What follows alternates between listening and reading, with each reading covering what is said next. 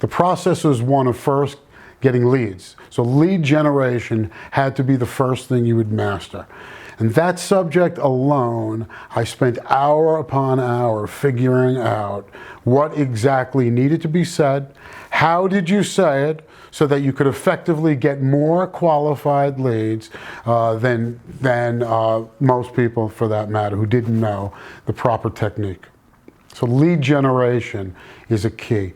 I came to realize on the telephones then, you were interrupting a businessman's day. They weren't looking forward to hearing from you. So your voice had to be one right from the get-go that was inviting, decent, had to connotate and give off an element of sophistication, but in such a way that you were not bothering or offending or intruding. So the first call was not a sales call, it was an introductory call. You know, there was a way to learn how to be powerful, but yet to be polite.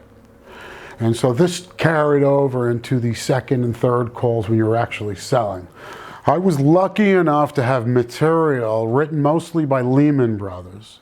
And one broker in particular, Marty Shafroff, had been the top-selling producer at Lehman Brothers and written several books on successful telephone selling in the 70s, 80s, 90s, and beyond.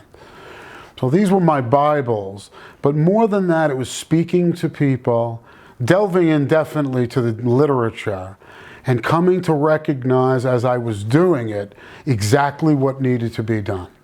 So as I've mentioned before, lead generation was incredibly important.